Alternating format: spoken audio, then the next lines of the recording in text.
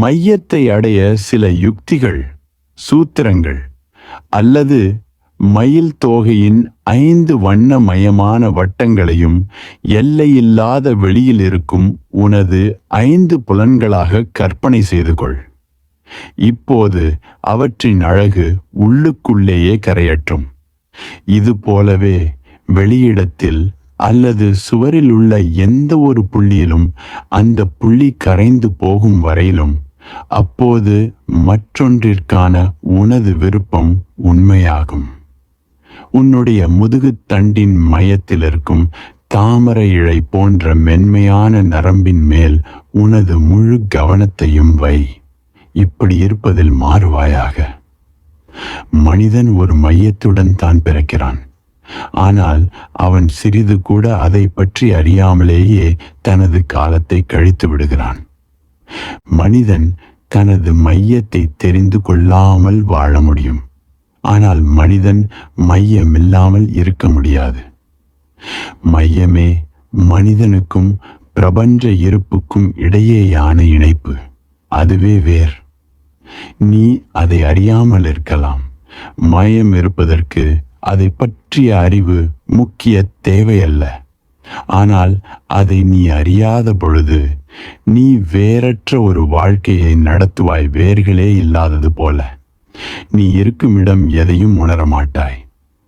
நீ உனது அடிப்படையை உணரமாட்டாய். நீ இந்த பாரண்டத்தை உனது வீடாக உணரமாட்டாய். நீ வீடற்றவனாக இருப்பாய். எப்படி இருந்த போதிலும் மையம் அங்கே இருக்கிறது. ஆனால் அதை அறியாததால் உனது வாழ்க்கை திசை தெரியாததாக, அர்த்தமற்றதாக, வெறுமையாக, எதையும் அடையாததாக இருக்கும். நீ உயிரில்லாமல் வாழ்வது போல, இழுத்துச் செல்லப்படுவது போல, சாவுக்கு காத்து கொண்டிருப்பது போல நீ உணர்வாய். நீ ஒரு கணத்திலிருந்து மற்றொரு கணத்திற்கு தள்ளி போட்டு கொண்டே போகலாம். ஆனால் அப்படி தள்ளி போடுவது உன்னை எங்கும் கொண்டு சேர்க்காது என்பது உனக்கு மிக நன்றாக தெரியும். நீ காலத்தை கடத்தி கொண்டிருக்கிறாய், அவ்வளவே. மேலும் அந்த ஆழமான நொறுங்கி போன உணர்வு உன்னை ஒரு நிழல் போல தொடரும். மனிதன் ஒரு மையத்துடன் தான் பிறக்கிறான். ஆனால் மையத்தை பற்றிய அறிதலுடன் பிறப்பதில்லை. அந்த அறிவு அடைய வேண்டியது. உனக்கு மையம் இருக்கிறது. மையம் அங்கு இருக்கிறது. நீ அது இல்லாமல் இருக்க முடியாது. எப்படி மையம் இல்லாமல் நீ உயிரோடு இருக்க முடியும்? எப்படி நீ உனக்கும் பிரபஞ்ச இருப்புக்கும் இடையே ஒரு பாலம் இல்லாமல் உயிரோடு இருக்க முடியும்? அல்லது நீ கடவுள் என்ற வார்த்தையை விரும்பி நாள் உனக்கும் கடவுளுக்கும் நீ ஒரு ஆழமான இணைப்பு இல்லாமல் உயிரோடு இருக்க முடியாது. உனது வேர்கள் தெய்வீகத்தில் உள்ளன. ஒவ்வொரு கணமும் நீ அந்த வேர்களின் மூலமே வாழ்கிறாய். ஆனால் அந்த வேர்கள் புதைந்துள்ளன. எந்த ஒரு மரத்தைப் போலவும் வேர்கள் புதைந்துள்ளன. ஆனால் மரம் அதனுடைய சொந்த வேர்களை பற்றியே விழிப்புணர்வு இல்லாமல் இருக்கிறது. உனக்கும் வேர்கள் உள்ளன. அந்த வேர்விட்ட தன்மையே உனது மையம். நான் மனிதன் அதனுடனேயே பிறக்கிறான் என்று சொல்லும் போது அதன் அர்த்தம் நீ உனது வேர் கொண்ட தன்மையை பற்றிய விழிப்புணர்வு அடைவதற்கு சாத்தியக்கூறு உள்ளது என்பதே. நீ விழிப்புணர்வு அடைந்தால் உன்னுடைய வாழ்க்கை நிஜமாகிறது. இல்லாவிட்டால உனது வாழ்க்கை வெறும் ஆழமான தூக்கத்தைப் போல ஒரு கனவாகவே இருக்கும். ஆபிரகாம் மாஸ்லோவால் சுயத்தை நிஜமாக அடைவது என்று அழைக்கப்பட்டது. உண்மையில் உன்னுடைய மையத்தை பற்றிய விழிப்புணர்வு அடைவதே. அதாவது நீ எங்கிருந்து இந்த முழு பேரண்டத்துடனும் தொடர்பு கொண்டுள்ளாயோ அந்த மையத்தை, உனது வேர்களை பற்றிய விழிப்புணர்வு அடைவது. நீ இங்கு தனியாக இல்லை. நீ ஒரு சிறிய துகள் அல்ல. நீ இந்த முழு பேரண்டத்துடனும் தொடர்பு கொண்டுள்ளாயோ அந்த மையத்தை, உனது வேர்களை பற்றிய விழிப்புணர்வு அடைவது. நீ இங்கு தனியாக இல்லை. நீ ஒரு சிறிய துகள் அல்ல. நீ இந்த முழு பேரண்டத்துடனும் தொடர்பு கொண்டுள்ளாயோ அந்த மையத்தை உனது வேர்களை பற்றிய விழிப்புணர்வு அடைவது. நீ இங்கு தனியாக இல்லை. நீ ஒரு சிறிய துகள் அல்ல. நீ இந்த முழு பேரண்டத்துடனும் தொடர்பு கொண்டுள்ளாயோ அந்த மையத்தை உனது வேர்களை பற்றிய விழிப்புணர்வு அடைவது. நீ இங்கு தனியாக இல்லை. நீ ஒரு சிறிய துகள் அல்ல. நீ இந்த முழு பேரண்டத்துடனும் தொடர்பு கொண்டுள்ளாயோ அந்த மையத்தை உனது வேர்களை பற்றிய விழிப்புணர்வு அடைவது. நீ இங்கு தனியா பேரண்டத்துடனும் தொடர்பு கொண்டுள்ளாயோ அந்த மையத்தை உனது வேர்களை பற்றிய விழிப்புணர்வு அடைவது. நீ இங்கு தனியாக இல்லை. நீ ஒரு சிறிய துகள் அல்ல. நீ இந்த முழுது பேரண்டத்துடனும் தொடர்பு கொண்டுள்ளாயோ அந்த முழுது பேரண்டத்துடனும் தொடர்பு கொண்டுள்ளாயோ அந்த முழுது பேரண்டத்துடனும் தொடர்பு கொண்டுட் பண்டிட் பாவ் பாவ் பாவ் பாவ் பண்டிட் பாவ் பாவ் பாவ் பண்டிட் பாவ் பாவ் பன். இந்த பேரண்டம் உனக்கு அந்நியமான உலகம் அல்ல. நீ ஒரு அந்நியன் அல்ல. இந்த பேரண்டமே உனது வீடு. ஆனால் உனது வேர்களை, உனது மையத்தை நீ கண்டுபிடிக்காவிட்டால் இந்த பேரண்டம் ஏதோ அந்நியமாக, ஏதோ வெளியிடமாகவே இருக்கும். சாத்ரே சொல்கிறார், மனிதன் ஏதோ இந்த உலகத்தில் அவன் வீசப்பட்டு விட்டவனைப் போலவே வாழ்கிறான். அப்படித்தான் நீ உனது மையத்தை அறியவில்லை என்றால் தூக்கி வீசப்பட்டதைப் போலத்தான் நீ உணர்வாய். ஏதோ இந்த உலகத்திற்குள் நீ வீசப்பட்டதைப் போலவே உணர்வாய். நீ ஒரு வெளிமனிதன். நீ இந்த உலகத்தைச் சேர்ந்தவனல்ல. இந்த உலகம் உன்னைச் சேர்ந்தது அல்ல. பிறகு இதன் விளைவாக பயம், பதட்டம், வேதனை அனைத்தும் வந்தே தீரும். பேரண்டத்திற்கு அந்நியனான ஒரு மனிதன் ஆழமான வேதனை, பயம், திகில், பதட்டம் ஆகிய அனைத்தையும் கண்டிப்பாக உணருவான். அவனது முழு வாழ்க்கையும் ஒரு சண்டையாக, ஒரு போராட்டமாகவே, தோல்விதான் என்பது முடிவு கட்டப்பட்ட ஒரு போராட்டமாகவே இருக்கும். மனிதன் வெற்றியடைய முடியாது. ஏனெனில் ஒரு பாகம் அதன் முழுமைக்கு எதிராக ஒருபோதும் வெற்றி பெற முடியாது. நீ பிரபஞ்ச இருப்புக்கு எதிராக வெற்றி பெற முடியாது. நீ அதனோடு இணைந்து வெற்றி பெற முடியும். ஆனால் ஒருபோதும் அதற்கு எதிராக முடியாது. மேலும் இதுதான் மதத்தன்மையுள்ள மனிதனுக்கும் மதத்தன்மையற்ற மனிதனுக்கும் இடையே உள்ள வித்தியாசம். ஒரு மதத்தன்மையற்ற மனிதன் பேரண்டத்திற்கு எதிராக இருக்கிறான். ஒரு மதத்தன்மையுள்ள மனிதன் பேரண்டத்தோடு இருக்கிறான். ஒரு மதத்தன்மையுள்ள மனிதன் வீட்டில் இருப்பதைப் போல உணர்கிறான். அவன் இந்த உலகத்தினுள் வீசப்பட்டவனாக உணர்வதில்லை. அவன் இந்த உலகத்தில் வாசம் செய்பவனாக, வளர்ந்தவனாக உணர்கிறான். வீசப்படுவதற்கும் வாசம் செய்வதற்கும் உள்ள வித்தியாசத்தை நினைவில் கொள். சாத்ரே மனிதன் இந்த உலகத்தினுள் வீசப்பட்டவன் என்று சொல்லும் பொழுது அந்த சொற்களே, அந்த அமைப்பே நீ இதைச் சேர்ந்தவன் அல்ல என்பதை காட்டுகிறது. வீசப்பட்ட என்ற சொல், இந்த சொல்லை தேர்வு செய்ததே நீ உனது விருப்பமில்லாமல் இங்கு தள்ளப்பட்டுள்ளாய் என்பதை காட்டுகிறது. ஆகவே இந்த உலகம் எதிரியாக தெரிகிறது. அப்போது வேதனைதான் அதன் விளைவாக இருக்க முடியும். நீ இந்த உலகத்தினுள் வீசப்பட்டவனாக இல்லாமல் அதன் ஒரு உயிரியக்க பாகமாக, அங்கேயே வளர்ந்த அதன் ஒரு பாகமாக இருந்தால் மட்டுமே நீ நன்றாக உணர முடியும். உண்மையில் பேரண்டம் ஒரு குறிப்பிட்ட பரிமாணத்தில், நாம் மனிதன் என்று அழைக்கும் ஒரு குறிப்பிட்ட பரிமாணத்தில் வளர்ந்த வளர்ச்சியே நீ என்று சொல்வது இன்னும் சிறப்பானதாக இருக்கும். பேரண்டம் பல்வேறு பரிமாணங்களில் வளர்கிறது. மரங்களில், மலைகளில், நட்சத்திரங்களில், கிரகங்களில், இப்படி பல்வேறு பரிமாணங்களில். மனிதனும் ஒரு பரிமாணத்தின் வளர்ச்சிதான். பேரண்டம் பல பல பரிமாணங்கள் மூலமாக தன்னையே உணர்ந்து கொள்கிறது. உயர்ந்த சிகரத்தை தொட்ட ஒரு பரிமாணமே மனிதன். எந்த மரமும் தனது வேரை பற்றிய விழிப்புணர்வை அடைய முடியாது. எந்த மிருகமும் தனது வேர்களை பற்றிய விழிப்புணர்வை அடைய முடியாது. அதனால்தான் அவைகளுக்கு எந்த பதட்டமும் இல்லை. உனது வேர்களை பற்றிய, உனது மையத்தை பற்றிய விழிப்புணர்வு உனக்கு இல்லை என்றால், உனது மரணத்தை பற்றிய விழிப்புணர்வு உனக்கு ஒருபோதும் வர முடியாது. மரணம் மனிதனுக்கு மட்டும்தான். இது மனிதனுக்கு மட்டுமே இருக்கிறது. ஏனெனில் மனிதன் மட்டுமே அவனது வேர்கள் பற்றிய விழிப்புணர்வை, அவனது மையம் பற்றிய விழிப்புணர்வை, அவனது முழுமை மற்றும் பேரண்டத்தில் வேர் கொண்டுள்ள தன்மை பற்றிய விப்புணர்வை அடைய முடியும். நீ மையமில்லாதவன் போல வாழ்ந்தால், நீ ஒரு அந்நியன் என்பதை போல நீ உணர்ந்தால், அப்போது வேதனையே அதன் விளைவாக இருக்கும். நீ வீட்டில் இருப்பது போல உணர்ந்தால், நீ ஒரு வளர்ச்சியாக பிரபஞ்ச இருப்பே உன்னில் விழிப்புணர்வு அடைவது போல அது உன்னில் விழிப்புணர்வு பெறுவது போல நீ இந்த விதமாக உணர்ந்தால், நீ உண்மையாகவே இந்த விதமாக உணர்ந்தால், அதன் பயன் பேரானந்தமாக இருக்கும். பேரானந்தம்.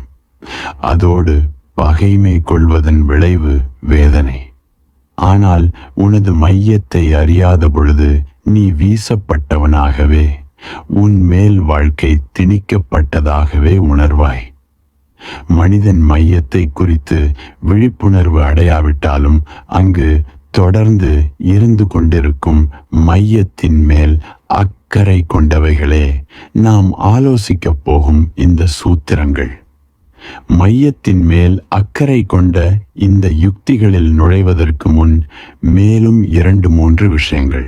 1, மனிதன் பிறக்கும் பொழுது அவன் குறிப்பிட்ட ஓரிடத்தில் வேர் கொண்டிருக்கிறான். ஒரு குறிப்பிட்ட சக்ராவில் மையம் வேர் கொண்டிருக்கிறான். அதுதான் தொப்புள் நாபிக் கமலம்.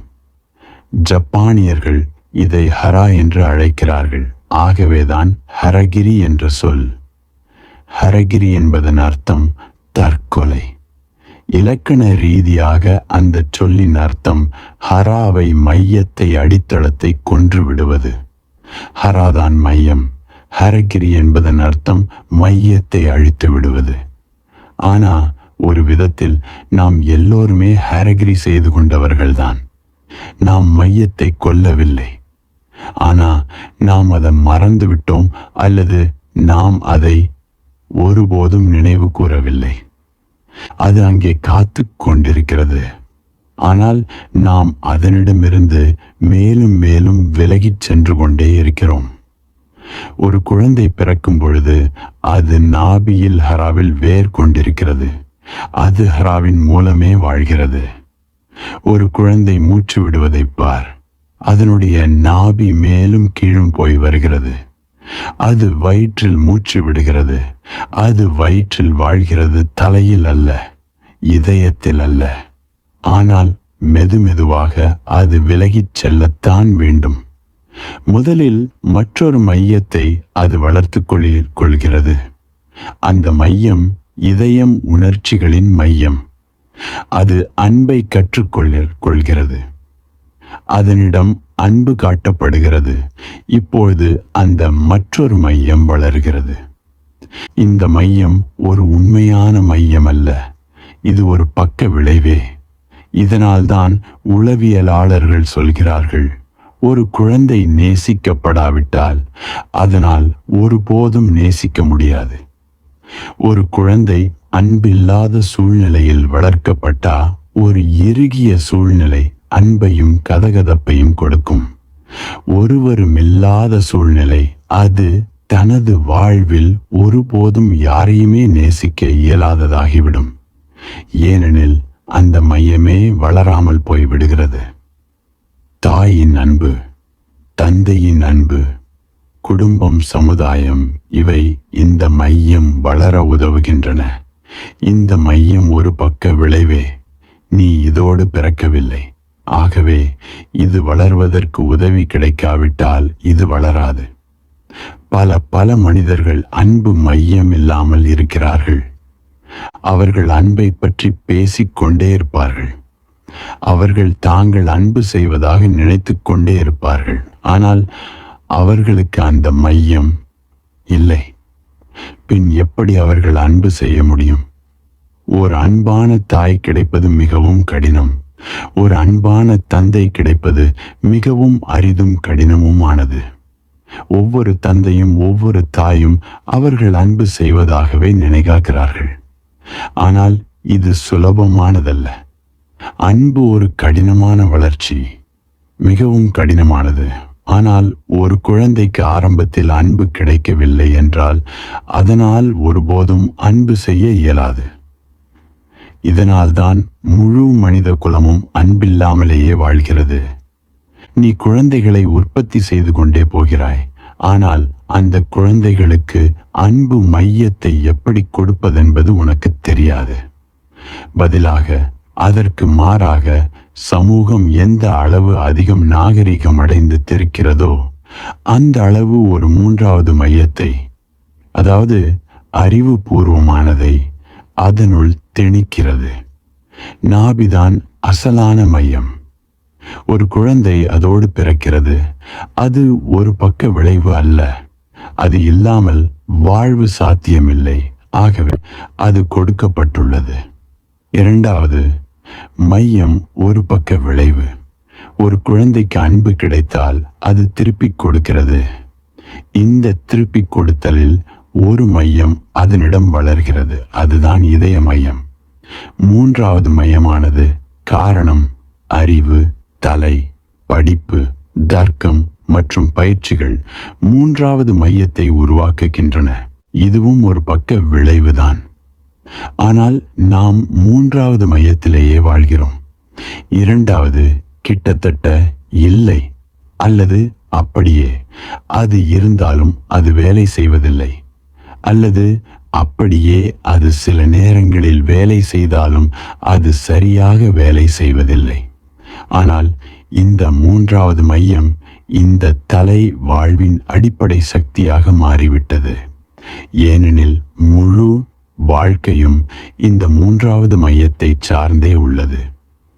இது பயன்பாட்டு தன்மையுடையது. இது உனக்கு காரணத்திற்கு, தர்க்கத்திற்கு, யோசிப்பதற்கு தேவை. நீ தலையில் வாழ ஆரம்பித்து விடுகிறாய். தலை, இதயம், நாபி இவையே மூன்று மையங்கள். நாபி கொடுக்கப்பட்ட மையம் அசலான ஒன்று.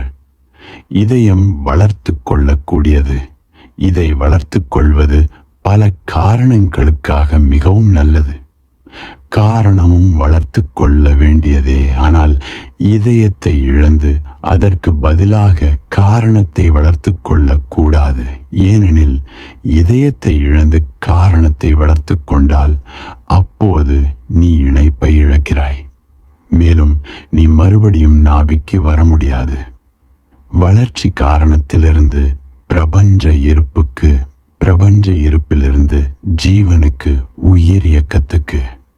இதை இந்த விதமாக புரிந்து கொள்ள முயற்சிப்போம். நாபியின் மையம் உயிர் இயக்கத்தில் உள்ளது.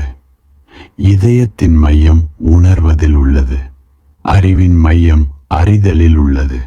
உயிரிலிருந்து அதிக தூரத்தில் உள்ளது. அறிவு உணர்தல் அருகில் உள்ளது. நீ உணர்வு மையத்தை இழந்துவிட்டால் பிறகு காரணத்திற்கும் உயிருக்கும் இடையே ஒரு பாலத்தை உருவாக்குவது மிகவும் கடினம். உண்மையிலேயே மிகவும் கடினம். இதனால்தான் ஒரு அன்பு காட்டும் மனிதன் இந்த உலகத்தில் அவனது வீட்டில் இருப்பது போன்ற உணர்வை சுலபமாக உணர முடிகிறது. அதே சமயம் அறிவுபூர்வமாக வாழ்பவனுக்கு கஷ்டமாக இருக்கிறது. மேற்கத்திய கலாச்சாரம் தலையின் மையத்தை அடிப்படையாக வலியுறுத்துகிறது.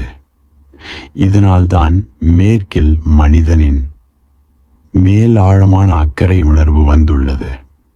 இந்த ஆழமான அக்கறை அவனுடைய வீட்டை உணர முடியாத தன்மையால், அவனுடைய வெறுமையில், அவனுடைய வேறற்ற தன்மையால் ஏற்பட்டுள்ளது. சைமன் வெயில் வேர்களின் தேவை என்று ஒரு புத்தகம் எழுதினார். மேற்கத்திய மனிதன் வேர் பிடுங்கப்பட்டவனாக, வேர்களே இல்லாதவனைப் போல உணர்கிறான். இதன் காரணம் என்னவென்றால், அங்கு வெறும் தலை மட்டுமே மையமாக மாறிவிட்டது. இதயம் பயிற்றுவிக்கப்படவில்லை, அது தவற விடப்பட்டு விட்டது. இதயத்தின் துடிப்பு உனது இதயம் அல்ல, அது வெறும் ஒரு உடலியலை சார்ந்த செயல்.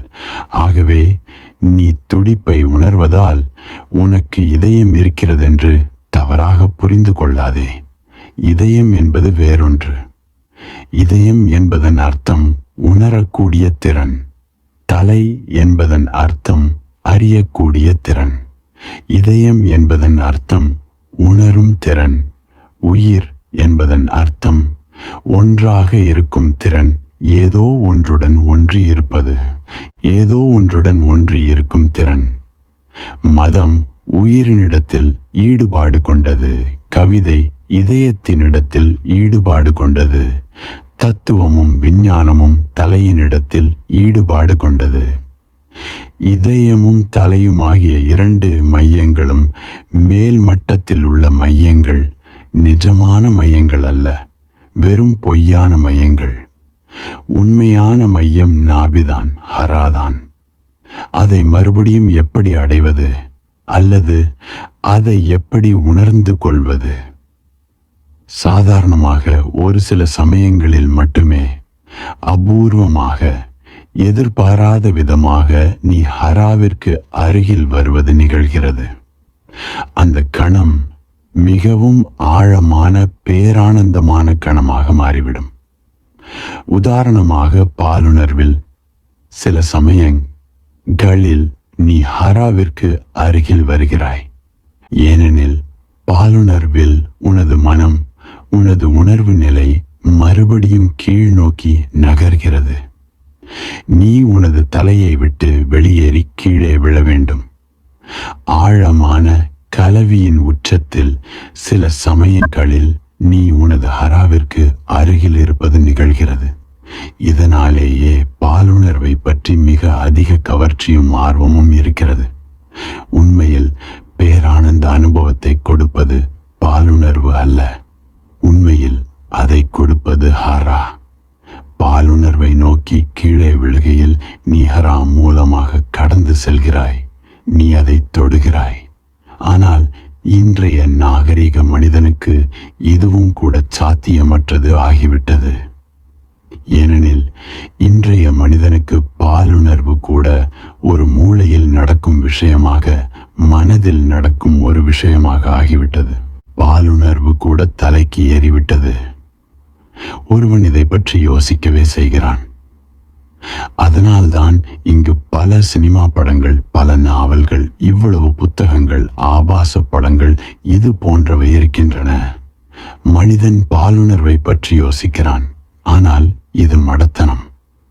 பாலுணர்வு ஒரு அனுபவம். நீ அதை பற்றி யோசிக்க முடியாது. மேலும் நீ அதை பற்றி யோசிக்க ஆரம்பிக்கும் பொழுது அதை அனுபவிப்பது மேலும் மேலும் கடினமாகிறது.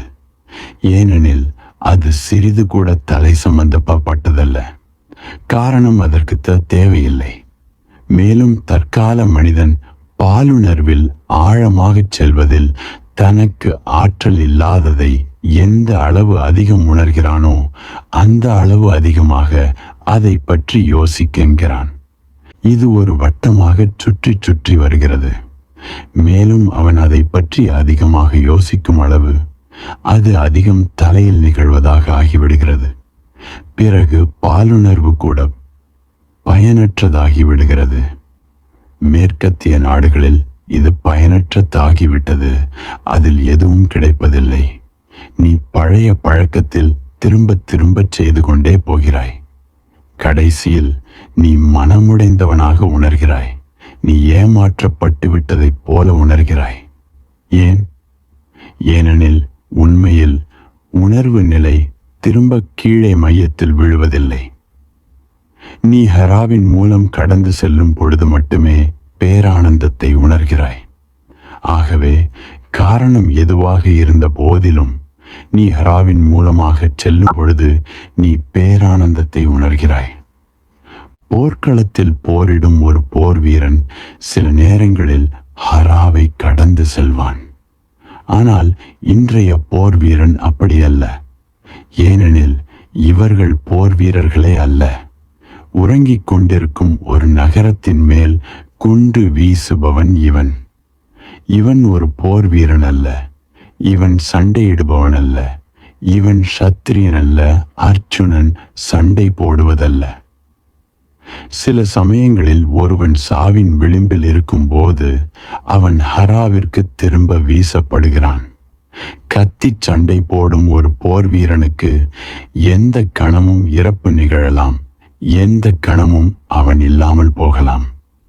கத்தி சண்டை போடும் பொழுது நீ யோசிக்க முடியாது.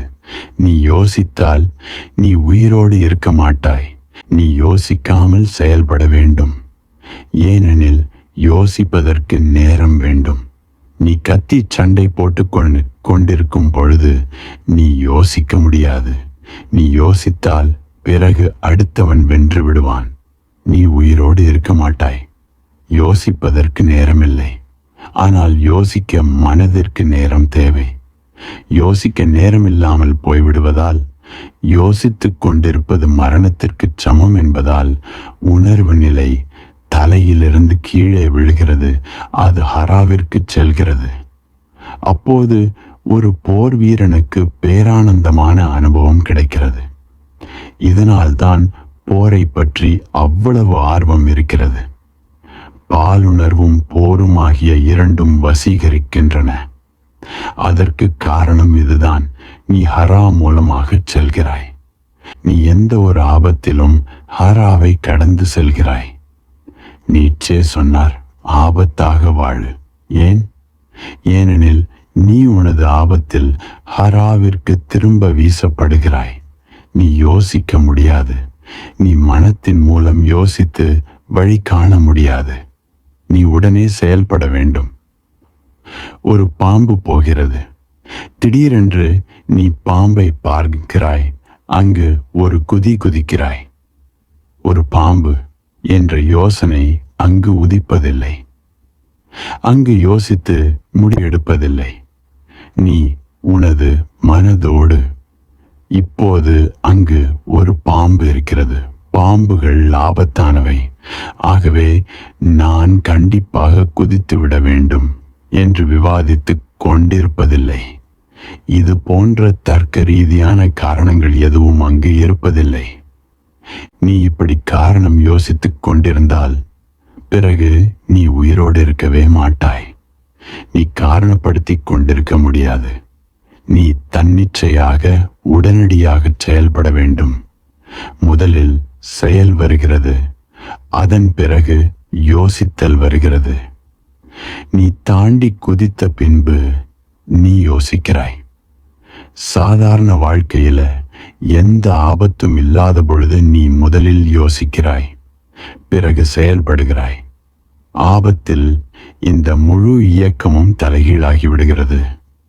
நீ முதலில் செயல்படுகிறாய், அதன் பிறகு நீ யோசிக்கிறாய். இப்படி நீ சிந்தனை இல்லாமல் முதலில் செயல்படுவது உன்னை நிஜமான மையத்தை நோக்கி ஹராவிற்கு வீசுகிறது. இதனால் தான் ஆபத்தில் ஒரு வசீகரம் இருக்கிறது. நீ ஒரு காரை மேலும் மேலும் அதற்கு மேலும் என்று வேகமாக ஓட்டிக்கொண்டிருக்கும் பொழுது திடீரென்று ஒவ்வொரு கணமும் ஆபத்தானதாக மாறும் ஒரு கணம் வரும். எந்த கணத்திலும் அங்கு வாழ்க்கை பறிபோய் விடலாம். இந்த என்ன நடக்கும் என்பது தெரியாத கணத்தில் வாழ்வும் சாவும் ஒன்றோடொன்று எவ்வளவு நெருங்கி இருக்க முடியுமோ அப்படி இருக்கையில், இந்த இரண்டின் நெருக்கத்திற்கு இடையே நீ இருக்கையில் மனம் நின்று விடுகிறது. நீ ஹராவிற்கு வீசப்படுகிறாய். இதனால் தான் கார்களின் மேல் ஓட்டுவதன் மேல் வேகமாக ஓட்டுவது, பைத்தியக்காரத்தனமாக ஓட்டுவது அவ்வளவு வசீகரம் உள்ளது. அல்லது நீ சூதாடுகிறாய். அதில் நீ உன்னிடம் இருக்கும் பந்தயம் கட்டக்கூடிய அனைத்தையும் கட்டி விடுகிறாய். மனம் நின்று விடுகிறது. அங்கு ஆபத்து உள்ளது. அடுத்த கணம் நீ ஒரு பிச்சைக்காரன் ஆகிவிடலாம். மனம் வேலை செய்ய முடியாது. நீ ஹராவிற்கு வீசப்படுகிறாய். ஆபத்துகளில் கவர்ச்சி உள்ளது. ஏனெனில் ஆபத்தில் உன்னுடைய தினசரியுள்ள சாதாரணமான உணர்வு நிலை வேலை செய்ய முடியாது. ஆபத்து ஆழமாகச் செல்கிறது. உனது மனம் தேவையில்லாமல் போகிறது. நீ மனமற்றவன் ஆகிறாய். நீ இருக்கிறாய், நீ உணர்வோடு இருக்கிறாய், ஆனால் அங்கு எந்த யோசனையும் இல்லை.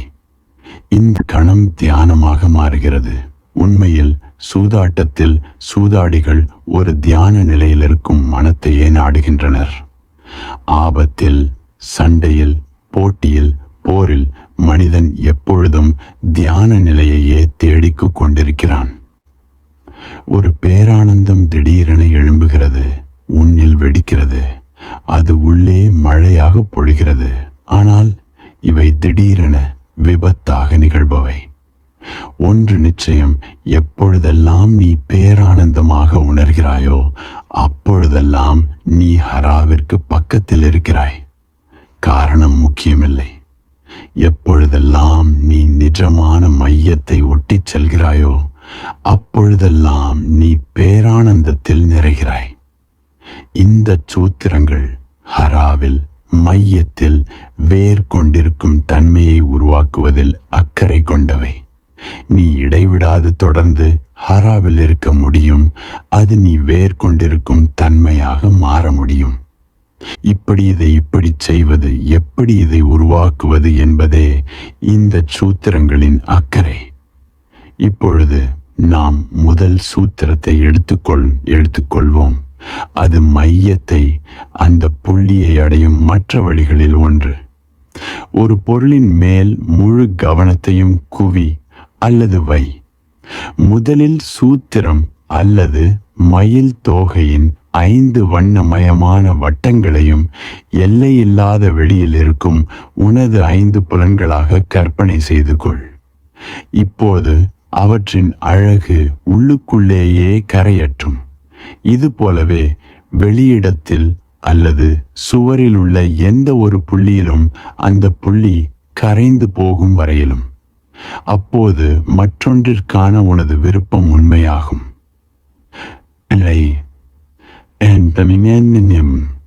இந்த எல்லா சூத்திரங்களும் எப்படி உள்ளிருக்கும் மையத்தை அடைவது என்பதிலேயே அக்கறை உள்ளவை.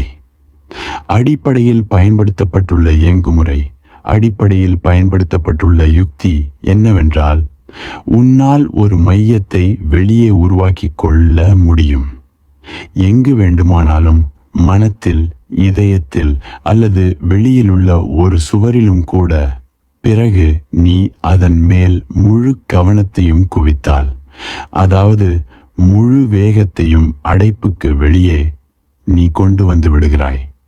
நீ முழு உலகத்தையும் மறந்து விடுகிறாய். அந்த ஒரே புள்ளி மட்டுமே உனது உணர்வு நிலையில் தொடர்ந்து இருக்கிறது. அப்போது நீ திடீரென உனது உள்ளிருக்கும் மையத்திற்கு வீசப்படுவாய். இது எப்படி வேலை செய்கிறது? முதலில் இதை புரிந்து கொள். உன்னுடைய மனம் அலைந்து கொண்டே இருக்கும் வெறும் ஒரு நாடோடி. அது ஒருபோதும் ஒரு குறிப்பிட்ட புள்ளியில் இருக்காது. அது எப்பொழுதும் போய்கொண்டும் நகர்ந்து கொண்டும் அடைந்து கொண்டும் தான் இருக்கும். ஆனால் எந்த ஒரே புள்ளியிலும் இருக்காது. அது ஒரு எண்ணத்திலிருந்து மற்றொரு எண்ணத்திற்கு, அவிலிருந்து ஆவிற்கு போய்கொண்டே இருக்கும். ஆனால் அது ஒருபோதும் ஆவில் இருக்காது. அது ஒருபோதும் ஆவிலும் இருக்காது. அது எப்போதும் ஓட்டத்திலேயே இருக்கும். நினைவில் கொள், மனம் எப்பொழுதும் ஓட்டத்திலேயே இருப்பது, ஏதோ ஒரு இடத்தை அடையும் எதிர்கால நம்பிக்கையில் ஓடிக்கொண்டிருப்பது. ஆனால் ஒருபோதும் அடையாதது. அது அடைய முடியாது. மனதின் அமைப்பு முறையே ஓட்டம்தான். அது ஓட மட்டுமே முடியும். இதுவே மனதின் இயற்கையான குணம். அதன் செயல்பாடே ஓட்டம்தான்.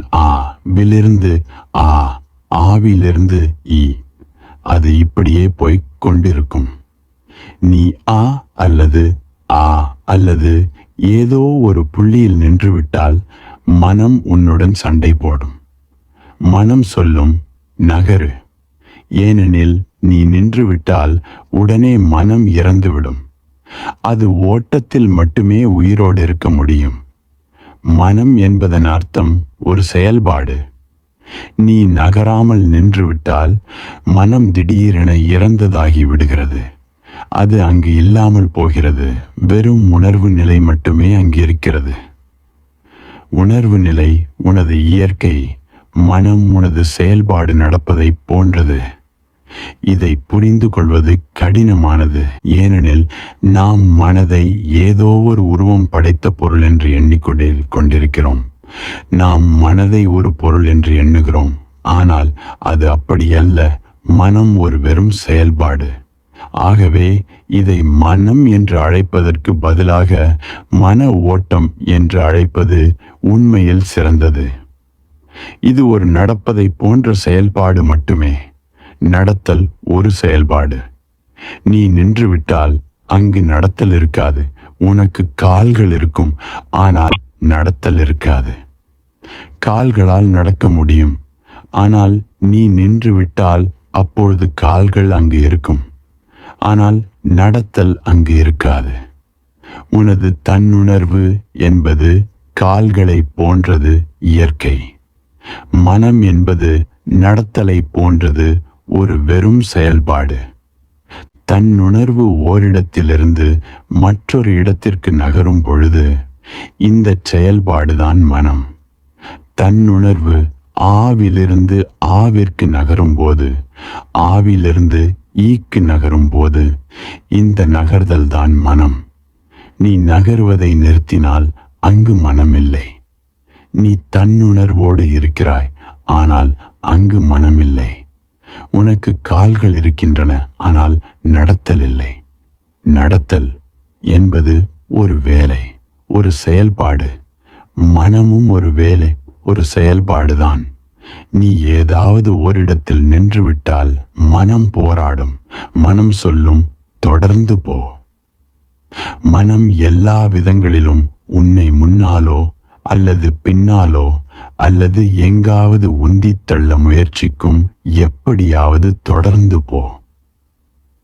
எந்த இடமாயிருந்தாலும் சரிதான், ஆனால் ஒரே புள்ளியில் மட்டும் நிற்காதே. நீ வற்புறுத்தினால், நீ மனதிற்கு அடிபணிய மறுத்தால் இது மிகவும் கடினம். ஏனெனில் நீ எப்பொழுதும் கீழ்ப்படிந்தே நடந்திருக்கிறாய். நீ ஒருபோதும் மனதிற்கு கட்டளையிட்டது இல்லை. நீ ஒருபோதும் எஜமானனாயிருந்ததில்லை. உன்னால் அது முடியாது. ஏனெனில் உண்மையில் நீ ஒருபோதும் உனது அடையாளம் கொள்ளாதவனாக இருந்ததில்லை. மனமே நீ என்று நீ நினைக்கிறாய். மனமே நீ என்ற இந்த தவறான நினைப்பு மனதிற்கு முழு சுதந்திரத்தை கொடுத்து விடுகிறது.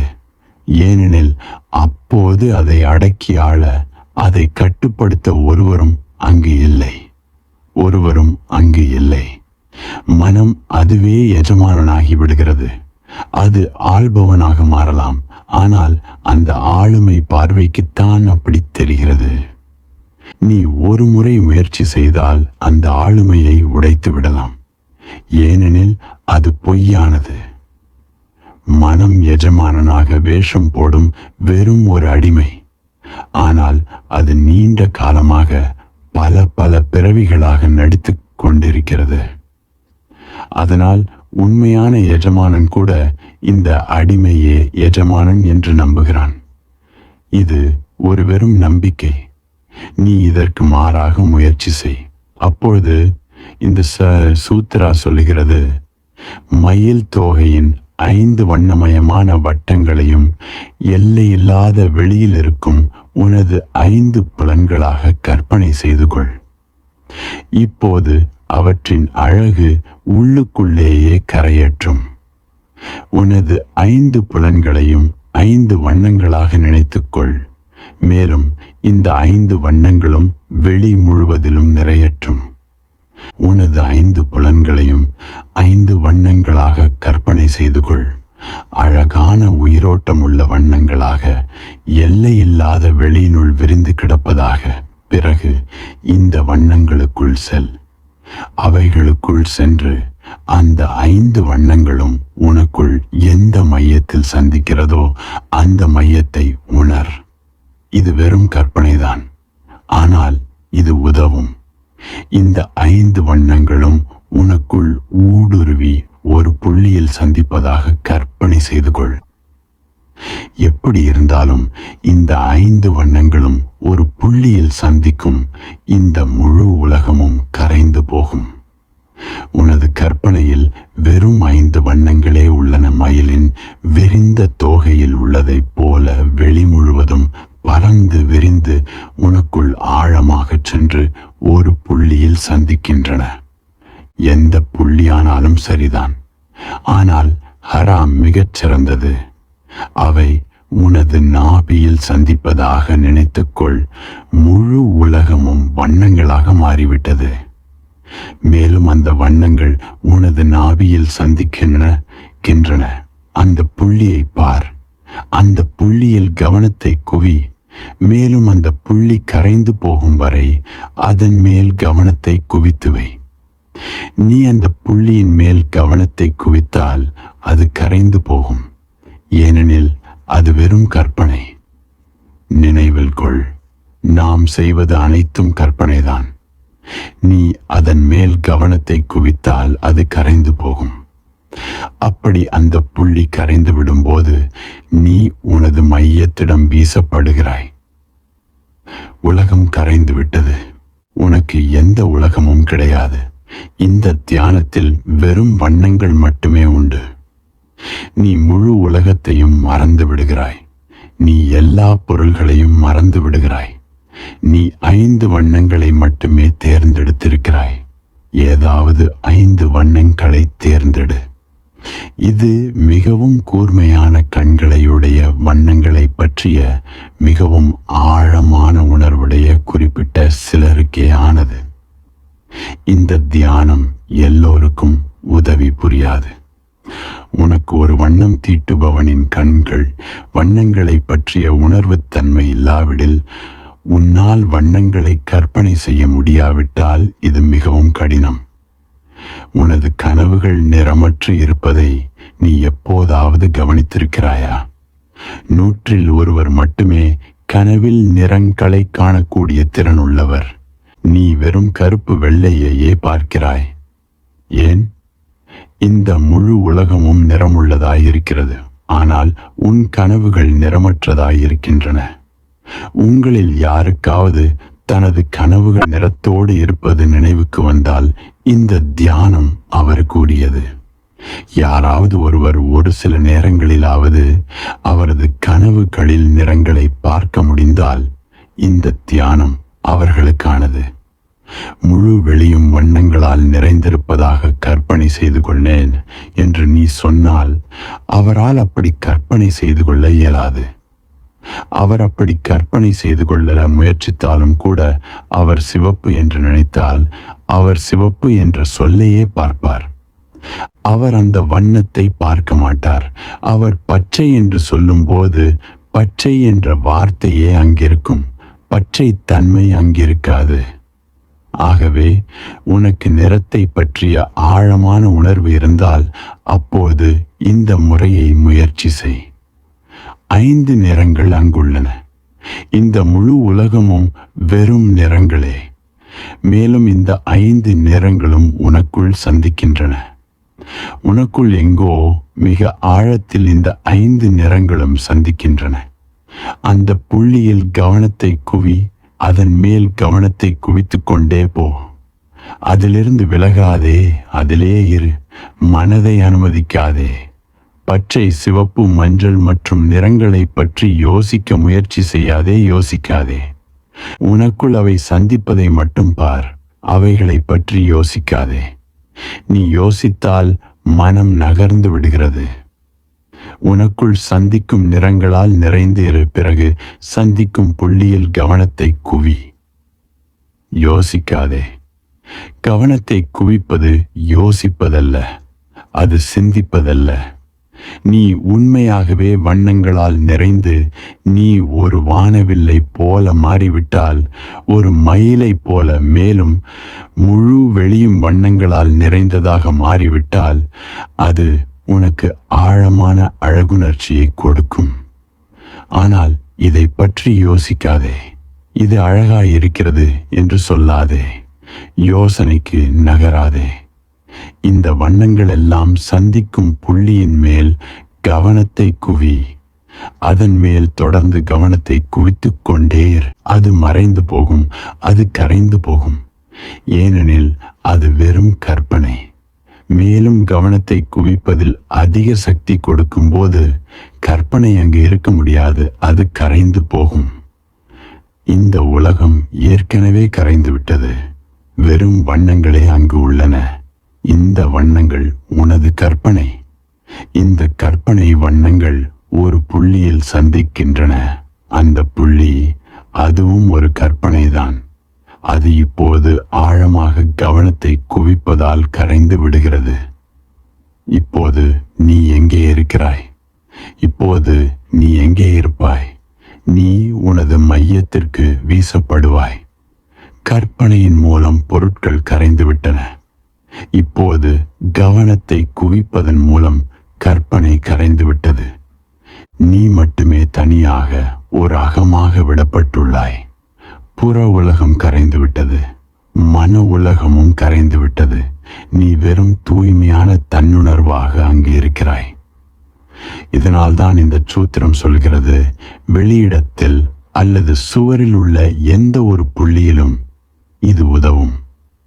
உன்னால் நிறங்களை கற்பனை செய்ய முடியாவிட்டால் சுவரின் மேல் உள்ள ஏதாவது ஒரு புள்ளி உதவ முடியும். கவனத்தை குவிப்பதற்காக மட்டும் ஏதாவது ஒரு பொருளை எடுத்துக்கொள். அது உள்ளே இருப்பதாக இருந்தால் மிகவும் நல்லது. ஆனால் மறுபடியும் 2 விதமான குணாதிசயம் உள்ளவர்கள் இருக்கிறார்கள். உள்முகமானவர்களுக்கு எல்லா நிறங்களும் உள்ளுக்குள் சந்திப்பதாக நினைத்து பார்ப்பது சுலபம். ஆனால் உள்ளே எதையும் நினைத்து பார்க்க முடியாத வெளிமுகமானவர்கள் உள்ளனர். அவர்கள் வெளியேதான் கற்பனை செய்ய முடியும். அவர்கள் மனம் வெளியே மட்டும்தான் நகரும். அவர்களால் உள்ளே நகர முடியாது. அவர்களுக்கு உட்புறத்தன்மை என்பது போல எதுவும் கிடையாது. ஆங்கில தத்துவ அறிஞர் டேவிட் ஹியூம் சொன்னார், நான் எப்பொழுதும் உள்ளே போனாலும் நான் ஒருபோதும் எந்த சுயத்தையும் பார்ப்பதில்லை. நான் சந்திப்பதெல்லாம் வெளி உலகத்தின் பிரதிபலிப்புகளை மட்டுமே. ஒரு எண்ணம், ஏதோ ஒரு உணர்ச்சி, ஏதோ ஒரு உணர்வு. நான் ஒருபோதும் ஒரு உள்தன்மையை சந்திக்கவில்லை. நான் வெளி உலகம் உள்ளே பிரதிபலிப்பதையே பார்க்கிறேன். இது வெளிமுகமான மனதிற்கு சிறந்த உதாரணம். மேலும் டேவிட் ஹியூம் மிகவும் வெளிமுகமான மனம் கொண்டவர்களில் ஒருவர். ஆகவே உனக்குள் எதையும் நீ உணர முடியவில்லை என்றால் உனது மனம், இந்த உள்தன்மை என்பதன் அர்த்தம் என்ன, எப்படி உள்ளே போவது என்று கேட்டால் அப்போது நீ ஒரு வெளிமுகமானவன். ஆகவே கற்பனையை பயன்படுத்துவதற்கு பதிலாக சுவரின் மேலுள்ள எந்த புள்ளியையாவது முயற்சி செய். என்னிடம் வந்து எப்படி உள்ளே போவது என்று கேட்பவர்கள் இருக்கிறார்கள். அது ஒரு பிரச்சனை. ஏனெனில் நீ வெளியே போகும் தன்மையை மட்டுமே அறிவாய் என்றால், நீ வெளிமுகமாக நகர்வுகளை மட்டுமே அறிவாய் என்றால் எப்படி உள்ளே போவது என்பதை கற்பனை செய்வது மிகவும் கடினமே. நீ ஒரு வெளிமுகமானவன் என்றால் அப்போது இந்த புள்ளியை உள்ளே முயற்சிக்காதே, வெளியே முயற்சி செய். விளைவு ஒன்றாகத்தான் இருக்கும். சுவற்றின் மேல் ஒரு புள்ளி வை. அதன் மீது கவனத்தை குவி. இப்போது நீ அதன் மீது திறந்த கண்களோடு கவனத்தை குவிக்க வேண்டும். நீ உள்ளே ஒரு மையத்தை, உள்ளே ஒரு புள்ளியை உருவாக்கி கொண்டால் அப்போது நீ மூடிய கண்களுடன் கவனத்தை குவிக்க வேண்டும். சுவற்றின் மேல் ஒரு புள்ளி வை. அதன் மேல் கவனத்தை குவி. உண்மையான விஷயம் கவனத்தை குவிப்பதால் நிகழ்கிறது, புள்ளியினால் அல்ல. அது உள்ளேயா அல்லது வெளியேயா என்பது முக்கியமற்றது. நிகழ்வது உன்னை சார்ந்தே உள்ளது. நீ வெளியிலுள்ள சுவற்றை பார்த்து கொண்டிருந்தால், அதன் மேல் கவனத்தை குவித்திருந்தால், அப்போது அந்த புள்ளி கரைந்து போகும் வரை தொடர்ந்து கவனத்தை அதன் மேல் குவித்து கொண்டே இரு. இதை குறித்துக்கொள். அந்த புள்ளி கரையும் வரை உனது கண்களை இமைக்காதே. ஏனெனில் இமைப்பது மனம் மறுபடியும் நகர்வதற்கு இடம் கொடுக்கிறது. இமைக்காதே. ஏனெனில் இமைக்கும் பொழுது மனம் யோசிக்க துவங்கும். இமைப்பது ஒரு இடைவெளியை ஏற்படுத்துகிறது. அப்போது கவனத்தின் குவிப்பு சிதறிவிடுகிறது. ஆகவே இமைக்கக்கூடாது. முழு மனித குல வரலாற்றிலேயே மிக பெரும் ஞானகுருகளில் ஒருவராக போதி தர்மாவை பற்றி நீ கேள்விப்பட்டிருக்கக்கூடும்.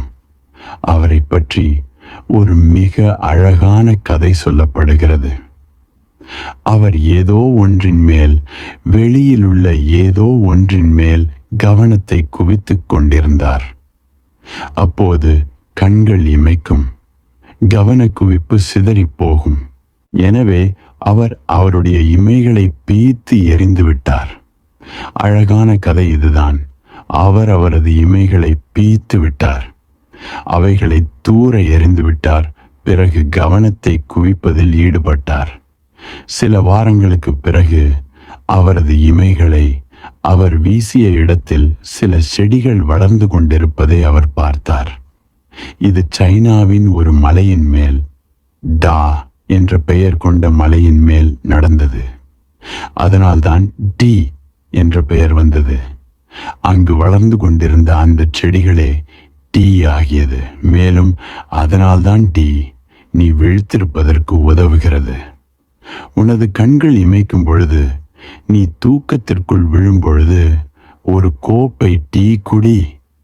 அவை போதி தர்மாவின் இமைகள். அதனால்தான் ஜென் துறவிகள் டீயை புனிதமானதாக கருதுகிறார்கள். டீ ஒரு சாதாரண விஷயம் அல்ல. அது புனிதமானது. போதி தர்மாவின் இமைகள் அவை. ஜப்பானில் அவர்களுக்கு டீ சம்பிரதாயம் உண்டு. ஒவ்வொரு வீட்டிலும் ஒரு டீ அறை இருக்கும். மேலும் அந்த டீ மதத்தன்மை கொண்ட சம்பிரதாயத்தோடு பரிமாறப்படும். அது புனிதமானது. டீ மிகவும் தியானத்தன்மையோடு பருகப்பட வேண்டியது. ஜப்பான் டீ குடிப்பதை சுற்றி அழகான சம்பிரதாயங்களை ஏற்படுத்தியுள்ளது. அவர்கள் டீ அறைக்குள் ஒரு கோவிலுக்குள் நுழைவதைப் போல நுழைவார்கள். பிறகு டீ தயாரிக்கப்படும். எல்லோரும் அமைதியாக அமர்ந்து கெட்டிலில் கொதிக்கும் சத்தத்தை கேட்டுக்கொண்டிருப்பார்கள். அங்கு நீராவி வருவதை, அந்த சத்தத்தை எல்லோரும் கேட்டுக்கொண்டிருப்பார்கள். அது சாதாரண விஷயம் அல்ல. போதி தர்மாவின் இமைகள். போதி தர்மா திறந்த கண்களுடன் விழித்திருக்க முயற்சி செய்த காரணத்தால் தான் டீ பிறந்தது. மேலும் இந்த கதை தம் மலையின் மேல் நிகழ்ந்த காரணத்தால் அது டீ என்று அழைக்கப்படுகிறது. உண்மையோ அல்லது உண்மை இல்லையோ, இந்த சிறு கதை மிகவும் அழகானது. நீ வெளிப்புறத்தில் கவனத்தை குவித்தால் அப்போது இமைக்காத கண்கள் வேண்டும். உனக்கு இமைகளே இல்லாமல் போனது போல. இதுதான் இமைகளை தூர வீசி எறிந்ததன் அர்த்தம். உனக்கு கண்கள் மட்டுமே உள்ளன. அவைகளை மூடுவதற்கு இமைகள் இல்லை. அந்த புள்ளி கரைந்து போகும் வரை கவனத்தை குவித்து கொண்டே இருக்க வேண்டும். நீ விடாமல், நீ மனம் அசைவதை அனுமதிக்காமல் வற்புறுத்தி கொண்டே இருந்தால் அந்த புள்ளி கரைந்து விடுகிறது. அப்படி அந்த புள்ளி கரைகையில் நீ அந்த புள்ளியின் மீதே கவனத்தை குவித்து வைத்திருந்தால், அதோடு இந்த உலகத்தில் உனக்கு அந்த ஒரு புள்ளி மட்டுமே இருந்தது என்றால், முழு உலகமும் ஏற்கனவே கரைந்து போயிருந்தால், இந்த ஒரு புள்ளி மட்டுமே இருந்து அதுவும் இப்பொழுது கரைந்து போயிருந்தால், இந்த நிலையில் தன்னுணர்வு எங்கும் நகர முடியாது. நகர்வதற்கு அங்கு எந்த பொருளும் இல்லை. எல்லா பரிமாணங்களும் மூடப்பட்டு விட்டன. மனம் அதனிடமே வீசப்பட்டு விட்டது.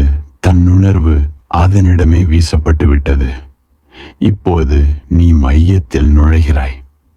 எனவே உள்ளேயோ அல்லது வெளியேயோ, உனக்குள் அல்லது உனக்கு வெளியே எப்படி இருந்தாலும் அந்த புள்ளி மறையும் வரை கவனத்தை குவி. இந்த புள்ளி 2 காரணங்களால் கரைந்து போகும். அது உனக்குள் இருந்தால் அது கற்பனையானது, அது கரைந்து போகும். அது வெளியே இருந்தால் அது கற்பனை அல்ல, அது நிஜமானது. நீ சுவற்றின் மேல் ஒரு புள்ளியை வைக்கிறாய், பிறகு அதன் மேல் கவனத்தை குவிக்கிறாய். பின் இந்த புள்ளி ஏன் கரைய வேண்டும்?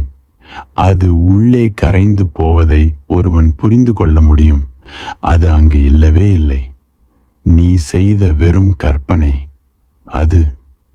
ஆனால் சுவற்றின் மேல் அது இருக்கிறது. பின் ஏன் அது கரைய வேண்டும்? அது ஒரு குறிப்பிட்ட காரணத்தினால் கரைகிறது. நீ ஒரு புள்ளியின் மேல் கவனத்தை குவித்தால் அந்த புள்ளி உண்மையில் கரைந்துவிடப் போவதில்லை, மனம் கரைந்து விடுகிறது. நீ வெளியே உள்ள ஒரு புள்ளியின் மேல் கவனத்தை குவித்தால் மனம் நகர முடியாது. நகராமல் அதனால் வாழ முடியாது. அது நின்று விடுகிறது, அது இறந்து விடுகிறது. மனம் நின்றுவிடும் பொழுது உன்னால் வெளியே உள்ள எதனோடும் தொடர்பு படுத்திக் கொள்ள முடியாது. திடீரென எல்லா பாலங்களும் உடைந்து விட்டன, ஏனெனில் மனமே பாலமாக இருக்கிறது. நீ சுவற்றின் மேல் உள்ள ஒரு புள்ளியில் கவனத்தை குவித்துக் கொண்டிருக்கும் போது தொடர்ந்து உனது மனம் உன்னிடமிருந்து அந்த புள்ளிக்கு என்று தாவிக்கு கொண்டே இருக்கும். இடைவிடாத இந்த தாவல் இருந்து கொண்டே இருக்கும். அங்கே ஒரு செயல்பாடு இருக்கிறது. உனது மனம் கரைந்து விடும் போது உன்னால் அந்த புள்ளியை பார்க்க முடியாது.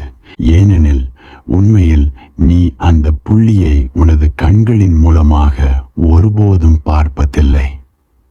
நீ அந்த புள்ளியை மனதின் மூலமாக கண்களை பயன்படுத்தி பார்க்கிறாய். மனம் அங்கு இல்லை என்றால் கண்கள் செயல்பட முடியாது. நீ சுவற்றை விழித்து பார்த்து கொண்டே இருக்கலாம், ஆனால் அந்த புள்ளியை பார்க்க முடியாது. மனம் அங்கு இல்லை, பாலம் உடைக்கப்பட்டு விட்டது. அந்த புள்ளி நிஜமானது, அது அங்கே இருக்கிறது. மனம் திரும்பி வரும்போது நீ அதை திரும்பவும் பார்க்க முடியும். அது அங்கே இருக்கிறது, ஆனால் இப்பொழுது உன்னால் அதை பார்க்க முடியாது. மேலும் நீ பார்க்க முடியாத போது உன்னால் வெளியே நகர முடியாது. திடீரென நீ உனது மையத்தில் இருப்பாய்.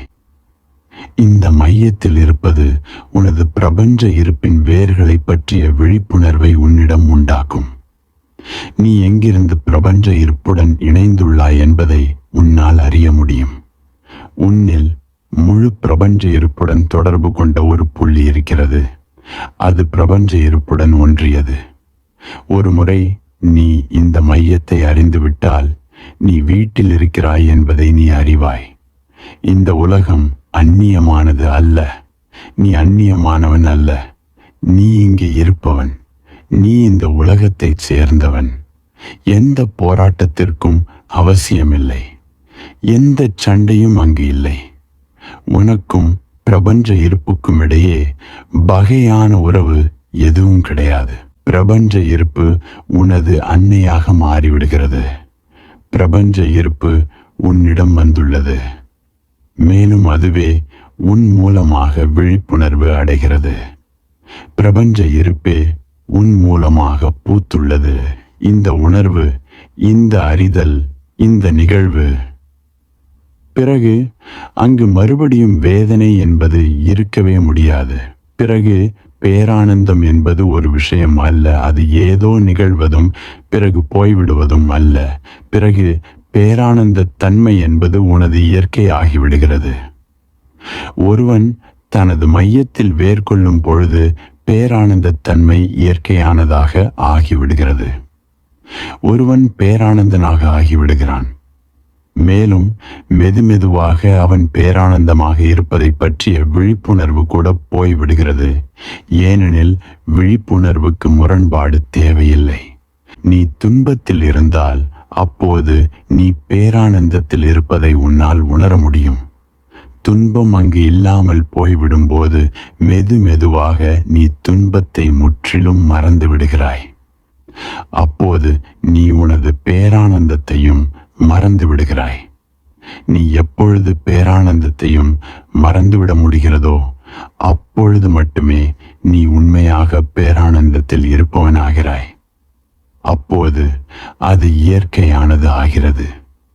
நட்சத்திரங்கள் ஒளி வீசுவது போல, நதிகள் ஓடுவது போல நீ பேரானந்தமாயிருக்கிறாய். உனது முழு இருப்பும் பேரானந்தமாயிருக்கிறது. இது ஏதோ உனக்கு நடந்தது அல்ல, இப்போது இதுதான் நீ. இரண்டாவது சூத்திரத்தில் இயங்கும் விதம் அதுவேதான், விஞ்ஞான அடிப்படை அதுவேதான், வேலை செய்யும் விதமும் அதுவேதான். உனது விழிப்புணர்வை உன்னுடைய முதுகு தண்டின் மேல் வை. உன்னுடைய முதுகு தண்டின் மையத்தில் இருக்கும் தாமரை இழை போன்ற மென்மையான நரம்பின் மேல் உனது முழு கவனத்தையும் வை. இப்படி இருப்பதில் மாறுவாயாக. இந்த சூத்திரத்திற்கு, இந்த தியான யுக்திக்கு ஒருவர் தனது கண்களை மூடிக்கொண்டு தனது முதுகு தண்டை உருவகப்படுத்திக் கொள்ள வேண்டும். இதற்கு முன் உடலியல் புத்தகம் எதிலாவது உடம்பின் அமைப்பை பார்த்து கொள்வது நல்லது. அல்லது ஏதாவது மருத்துவ கல்லூரிக்கோ அல்லது மருத்துவமனைக்கோ சென்று உடலின் அமைப்பை பார்த்து கொள்ளலாம். பிறகு உனது கண்களை மூடிக்கொண்டு உனது முதுகு தண்டை உருவகப்படுத்து. உனது முதுகு தண்டு நிமிர்ந்து நேராக இருக்கட்டும். அதை உருவகப்படுத்து. அதை பார். அதன் நடுவில் ஒரு நரம்பை உருவகப்படுத்திக் கொள். அது தாமரையின் இழை போல மென்மையாக இருக்கட்டும். அது உனது முதுகுத்தண்டின் மையத்தில் செல்வதாக இருக்கட்டும். இப்படி இருப்பதில் மாறுவாயாக. முதுகுத்தண்டின் மேல் கவனத்தை குவி. இதன் மேல் கவனத்தை குவி. இந்த கவனத்தை குவித்தலே உன்னை உனது மையத்திடம் வீசும். ஏன்? உனது முழு உடலமைப்பின் அஸ்திவாரமாக இருப்பது முதுகுத்தண்டு. எல்லாமும் அதனுடன் இணைந்திருக்கிறது. உண்மையில் உனது மூளை என்பது உன்னுடைய முதுகுத்தண்டின் ஒரு முனையே அன்றி வேறொன்றுமில்லை. உடலியலாளர்கள் சொல்கிறார்கள், மூளை என்பது முதுகுத்தண்டின் வளர்ச்சியே அன்றி வேறு ஒன்றுமில்லை. உண்மையில் உனது முதுகுத்தண்டின் வளர்ச்சியே உனது மூளை. உனது முதுகுத்தண்டு உன்னுடைய முழு உடலோடும் இணைந்திருக்கிறது. எல்லாமும் அதோடு இணைந்திருக்கிறது. அதனால்தான் அது முதுகுத்தண்டு அடிப்படையானது என்று அழைக்கப்படுகிறது. இந்த முதுகுத்தண்டில் உண்மையாக ஒரு இழை போன்ற ஒன்று இருக்கிறது. ஆனால் உடலியலாளர்கள் அதை பற்றி எதுவும் சொல்ல மாட்டார்கள். ஏனெனில் அது பருப்பொருள் அல்ல. இந்த முதுகுத்தண்டில் அதன் மையத்தில் ஒரு வெள்ளி நரம்பு இருக்கிறது. ஒரு மிகவும் மென்மையான நரம்பு. உடலியல் ரீதியாக உண்மையில் இது ஒரு நரம்பு அல்ல. நீ இதை பார்க்கவோ அறுவை சிகிச்சை செய்யவோ முடியாது. அது பார்ப்பதற்கு அங்கு இருக்காது. ஆனால் ஆழமான தியானத்தில் அதை பார்க்க முடிகிறது. அது அங்கு இருக்கிறது. அது பொருளால் ஆனது அல்ல. அது சக்தி. அது பொருள் அல்ல. மேலும் உண்மையில் அந்த உன்னுடைய முதுகு தண்டில் இருக்கும் சக்தி கம்பியே உனது வாழ்வு. அதன் மூலமே நீ பார்க்க முடியாத பிரபஞ்ச இருப்போடு தொடர்பு கொண்டிருக்கிறாய். மேலும் அதன் மூலமே நீ பார்க்க கூடியவைகளோடு நீ தொடர்பு கொண்டிருக்கிறாய். அதுவே பார்க்க முடியாததற்கும் பார்ப்பதற்கும் இடையேயான பாலமாக இருக்கிறது. அந்த இழை மூலமாக நீ உடம்புடன் தொடர்பு கொண்டுள்ளாய். மேலும் அந்த இழை மூலமாகவே உனது ஆன்மாவுடன் நீ தொடர்பு கொண்டுள்ளாய். முதலில் முதுகுத்தண்டை உருவகப்படுத்து. முதலில் நீ மிகவும் சம்பந்தமில்லாமல் உணர்வாய். உன்னால் அதை உருவகப்படுத்திக் கொள்ள முடியும். ஆனால் ஒரு கற்பனையாக இருக்கும். மேலும் நீ அதை தொடர்ந்து செய்து கொண்டே போனால் பிறகு அது வெறும் உனது கற்பனையாக இருக்காது. உன்னுடைய முதுகு தண்டை பார்க்கும் திறனை நீ பெற்றுவிட்டாய். இந்த யுக்தியை கொண்டு ஒரு சாதகரிடம் நான் வேலை செய்து வருகிறேன். நான் அவரிடம் உடலமைப்பின் ஒரு படத்தை கொடுத்து அதன் மேல் கவனத்தை குவிக்கச் சொன்னேன். இதன் மூலம் அவர் முதுகுத்தண்டை உள்ளே எப்படி உருவகப்படுத்திக் கொள்வது என்பதை உணர்ந்து கொள்ள ஆரம்பிக்கலாம். பிறகு அவர் ஆரம்பித்தார். ஒரு வாரத்திற்குள் அவர் வந்து சொன்னார், இது மிகவும் சம்பந்தமில்லாத இருக்கிறது. நான் நீங்கள் என்னிடம் கொடுத்த படத்தை பார்த்து கொண்டிருக்க முயன்றேன். ஆனால் பல தடவை அந்த படம் மறைந்து அதனிடத்தில் வேறொரு முதுகுத்தண்டை நான் பார்த்தேன். அது நீங்கள் என்னிடம் கொடுத்த படத்தில் உள்ளதற்கு மிகச் சரியாக பொருந்துவதாக இல்லை. நான் அவரிடம் சொன்னேன், இப்போது நீ சரியான பாதையில் போகிறாய். அந்த படத்தை முற்றிலுமாக மறந்துவிட்டு உனக்கு தெரிகின்ற முதுகுத்தண்டை பார்த்து கொண்டே இரு. மனிதன் தனது உடம்பில் அமைப்பை உள்ளே இருந்து பார்க்க முடியும். நாம் அதை முயற்சிப்பதில்லை. ஏனெனில் அது மிக மிக அச்சமூட்டுவதாக, விரும்பத்தகாததாக இருக்கிறது. ஏனெனில் உனது எலும்புகள், இரத்தம், நாடிகள் எல்லாவற்றையும் பார்க்கும் பொழுது நீ பயந்து விடுகிறாய். ஆகவே உண்மையில் நாம் உள்ளிருந்து பார்ப்பதை நமது மனத்தில் முற்றிலுமாக அடைத்து விட்டோம். நாம் உடலை பார்ப்பது போல. இது நீ இந்த அறையை விட்டு வெளியே போய் பிறகு இதை பார்ப்பது. அப்போது வெளிப்புறச் சுவர்களையே நீ அறிவாய். உள்ளே வந்து வீட்டை பார். அப்போது நீ உட்புறச் சுவர்களை பார்க்க முடியும். நீ உனது உடம்பை வெளியிலிருந்து பார்க்கிறாய். நீ உனது உடம்பை வேறு யாரோ பார்ப்பது போல பார்க்கிறாய். நீ உனது உடம்பை உள்ளே இருந்து பார்த்ததில்லை. அதற்கு நமக்கு திறன் இருக்கிறது. ஆனால் இந்த பயத்தால் இது ஏதோ ஒரு புதிய விஷயமாக மாறிவிட்டது. இந்திய யோகா புத்தகங்கள் உடலை பற்றி பல விஷயங்களை சொல்கின்றன. மேலும் இவை மிகச் சரியாக இருப்பதாக இன்றைய விஞ்ஞான ஆராய்ச்சியில் தெரிய வந்துள்ளது. இது எப்படி என்பதை விஞ்ஞானத்தால் விளக்க முடியவில்லை. எப்படி அவர்களுக்கு தெரிய வந்தது? அறுவை சிகிச்சை முறையும் உடலின் உட்புறத்தை பற்றிய அறிவும் மிகச் சமீப காலத்திய வளர்ச்சிகள்.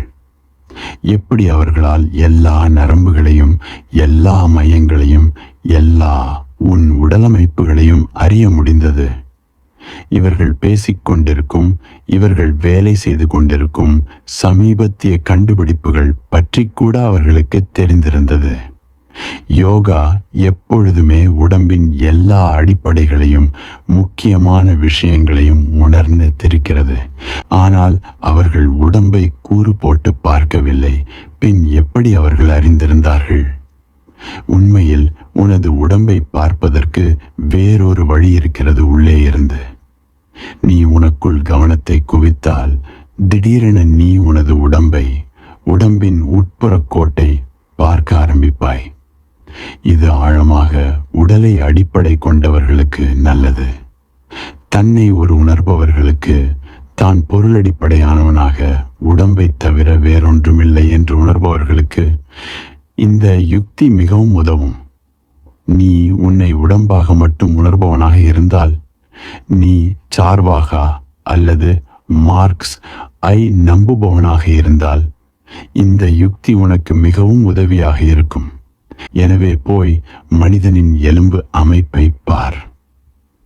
பழைய தந்திரா மற்றும் யோகா பள்ளிகளில் அவர்கள் பல எலும்புகளை பயன்படுத்தினர். இப்பொழுது கூட ஒரு தந்திரிக் எப்பொழுதும் சில எலும்புகளுடன், மனிதனின் மண்டை ஓட்டுடன் காணப்படுகிறான். உண்மையில் இது உள்ளே இருந்து கவனத்தை குவிப்பதற்கு உதவுவதற்காகவே. முதலில் அவன் இந்த மண்டை ஓட்டின் மேல் கவனத்தை குவிக்கிறான். பிறகு தனது கண்களை மூடிக்கொண்டு உள்ளே அவனது மண்டை ஓட்டை உருவகப்படுத்த முயற்சி செய்கிறான். அவன் தொடர்ந்து வெளியுள்ள மண்டை ஓட்டை உள்ளே பார்க்க முயற்சி செய்கிறான். அப்போது மெதுவாக அவன் தன்னுடைய மண்டை ஓட்டை உணர ஆரம்பிக்கிறான். அவனது தன்னுணர்வு குவிய ஆரம்பிக்கிறது.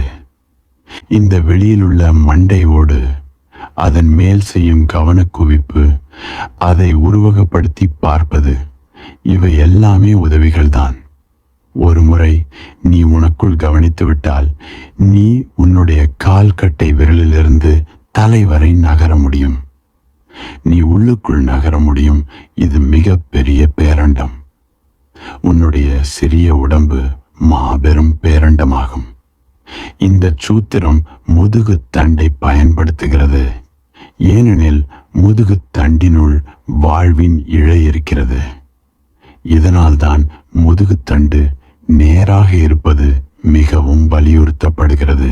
ஏனெனில் முதுகு தண்டு நேராக இல்லை என்றால் உன்னால் அந்த உள்ளே இருக்கும் இழையை பார்க்க முடியாது. அது மிகவும் மென்மையானது, அது மிகவும் நுட்பமானது, அது மிகவும் சிறிதானது. அது ஒரு சக்தி ஓட்டம். ஆகவே முதுகு தண்டு நேராக, முற்றிலும் நேராக இருந்தால் மட்டுமே நீ அந்த ஒருகண தரிசனத்தை பெற முடியும். ஆனால் நமது முதுகு தண்டுகள் நேராக இல்லை. இந்துக்கள் சிறு வயது முதற்கொண்டே எல்லோருடைய முதுகு தண்டையும் நேராக்க முயற்சி செய்தனர்.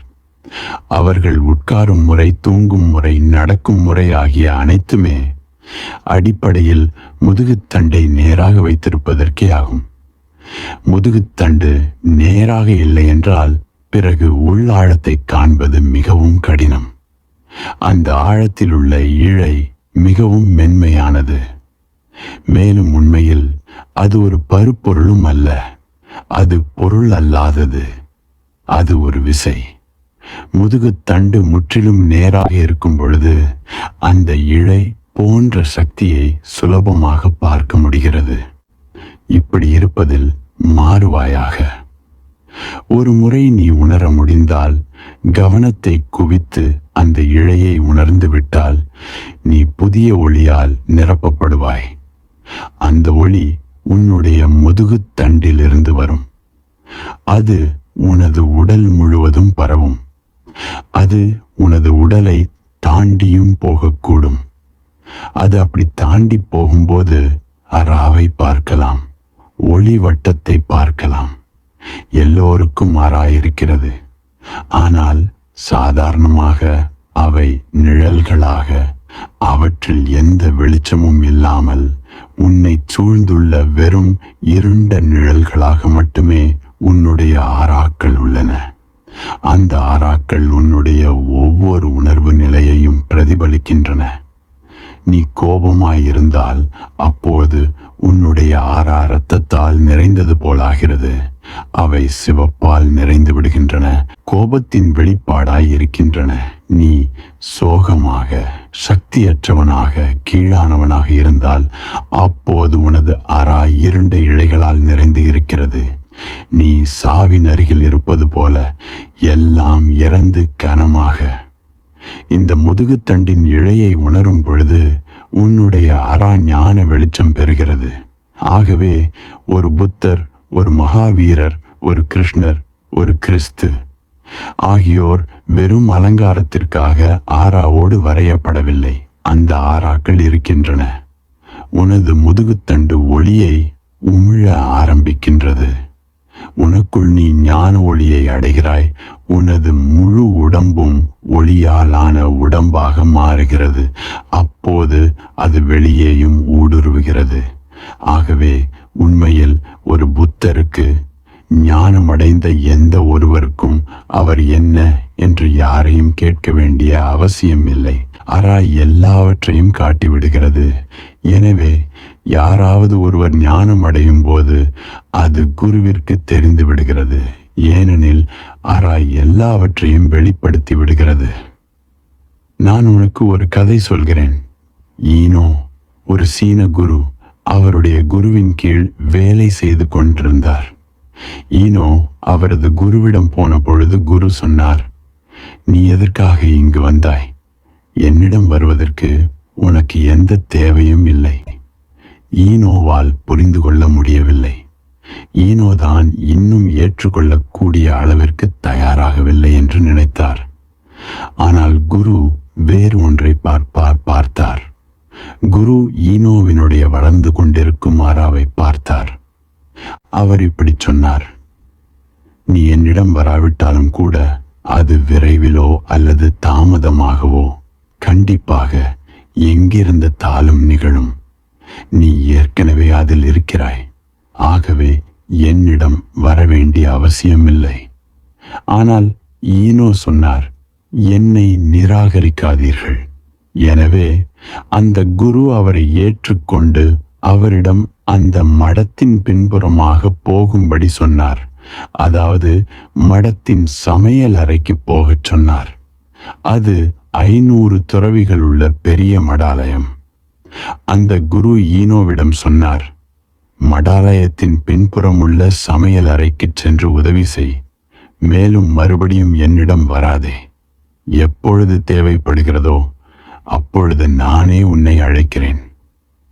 ஈனோவிற்கு எந்த தியானமும் கொடுக்கப்படவில்லை. படிப்பதற்கு எந்த புனித நூலும், கற்றுக்கொள்ள அல்லது தியானிக்க எதுவும் கொடுக்கப்படவில்லை.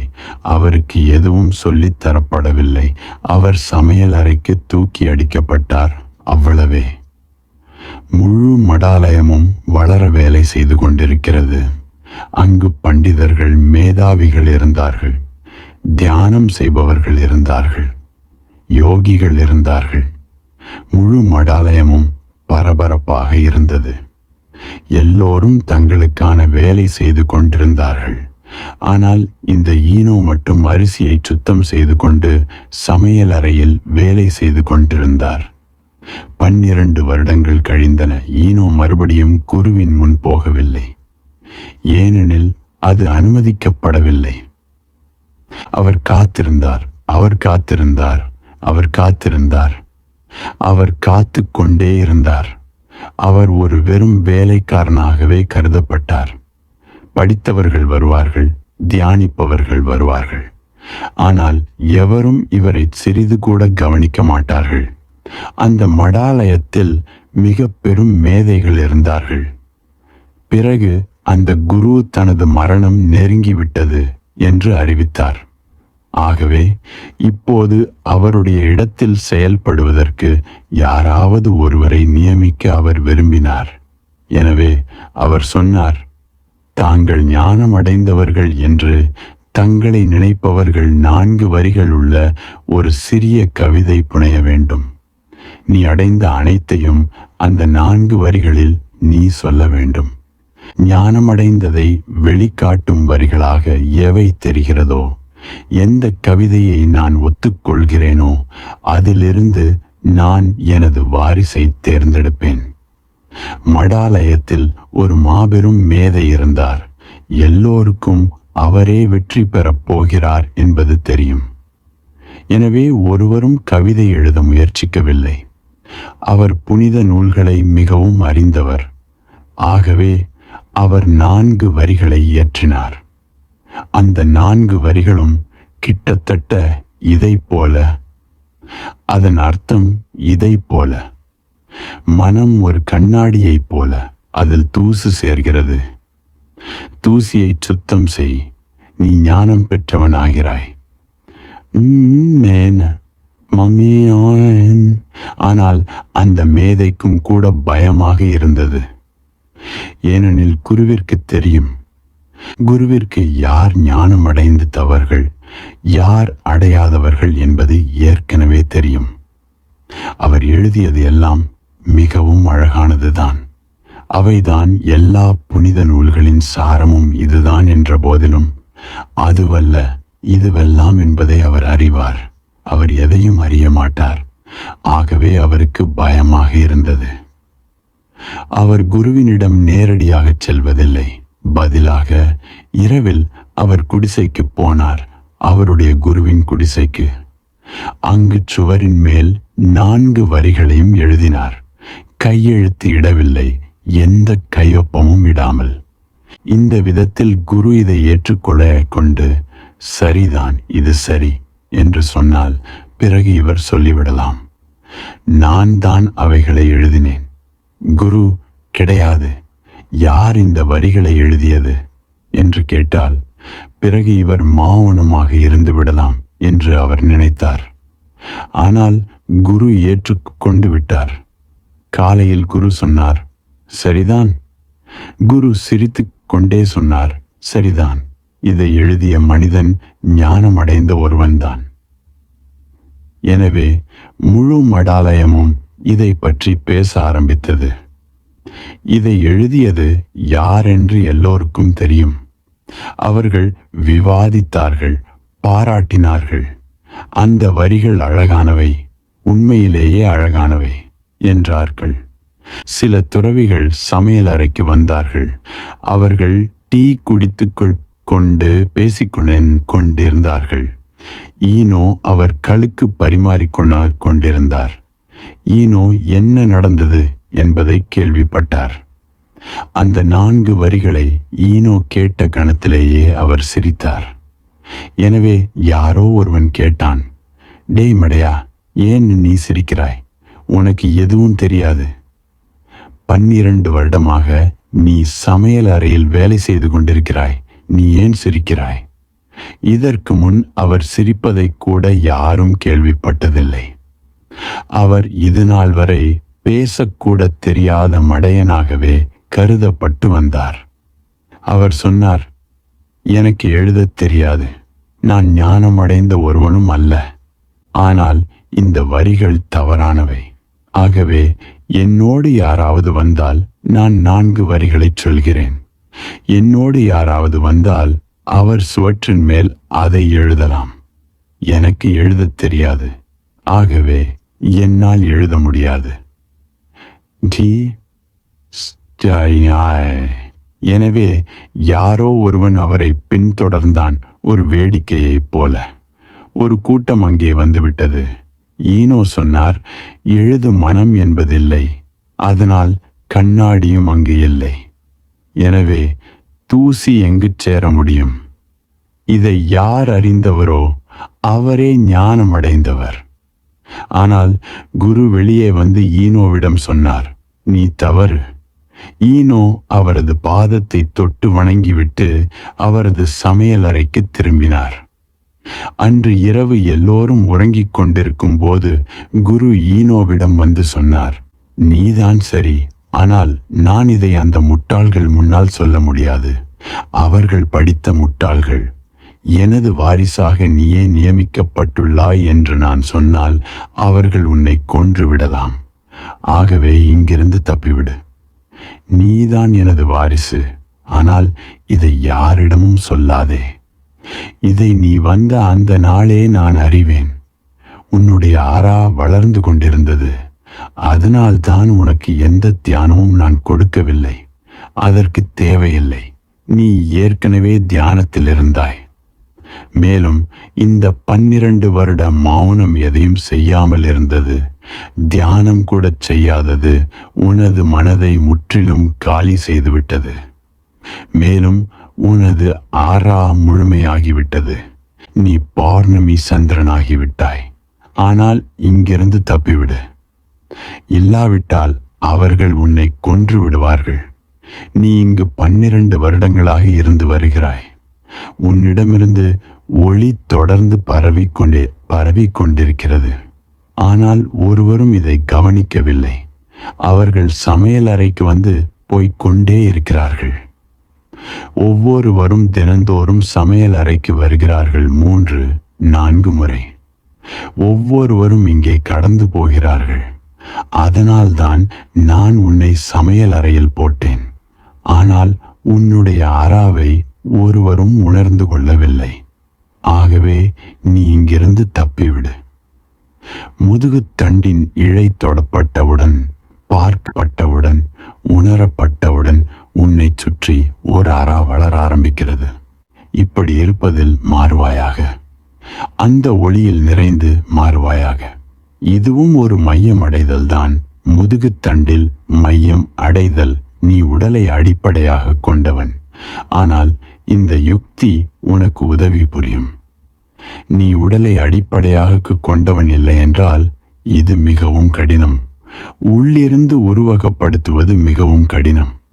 உனது உடம்பை உள்ளிருந்து பார்ப்பது மிகவும் கடினம். இந்த சூத்திரம் ஆண்களை விட பெண்களுக்கு அதிகம் உதவும். அவர்கள் அதிகம் உடல் அடிப்படையானவர்கள். அவர்கள் உடலில் அதிகம் வாழ்கிறார்கள். அவர்கள் அதிகம் உணர்கிறார்கள். அவர்களால் அதிகம் உடலை உருவகப்படுத்திக் கொள்ள முடியும். ஆண்களை விட பெண்கள் அதிகம் உடல் அடிப்படையானவர்கள். ஆனால் உடலை உணரும் எந்த ஒருவருக்கும், உடலை உணர்பவர்களுக்கு, உருவகப்படுத்த முடிபவர்களுக்கு, தங்கள் கண்களை மூடி உள்ளிருந்து தங்கள் உடம்பை உணர முடிபவர்களுக்கு இந்த யுக்தி மிகவும் உதவியாக இருக்கும். இப்போது உன்னுடைய முதுகுத்தண்டை உருவகப்படுத்திக்கொள். மேலும் அதன் நடுவில் ஒரு வெள்ளி கம்பியும் ஓடிக்கொண்டிருக்கட்டும். முதலில் இது கற்பனை போல தோன்றும். பிறகு மெதுவாக கற்பனை மறைந்து போவதை நீ உணர்வாய். அதோடு உனது மனம் முதுகுத்தண்டின் மேல் குவிந்துவிடும். அப்போது நீ உன்னுடைய சொந்த முதுகுத்தண்டை பார்ப்பாய். நீ உள்மைய பகுதியை பார்க்கும் கணத்தில் திடீரென உனக்குள் ஒளி வெடித்து வெளிப்படுவதை உணர்வாய்.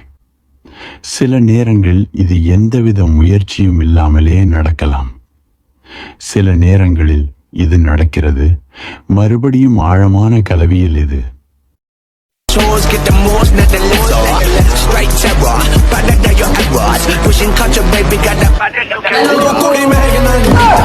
சில நேரங்களில் நடக்கிறது. தந்த்ராவிற்கு தெரியும் ஆழமான கலவியில் உனது முழு சக்தியும் முதுகுத்தண்டிற்கு அருகிலேயே குவிகிறது. உண்மையில் ஒரு ஆழமான கலவியில் முதுகுத்தண்டு மின்சாரத்தை வெளியேற்ற ஆரம்பிக்கிறது. மேலும் சில நேரங்களில் முதுகுத்தண்டை தொடுவதனால் கூட நீ ஒரு அதிர்ச்சியை பெறுவாய்.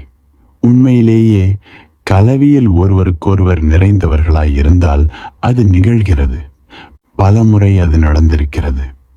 அப்படி நடக்கும் பொழுது ஒரு இருண்ட அறை திடீரென ஒளியால் நிறைந்ததாக மாறும்.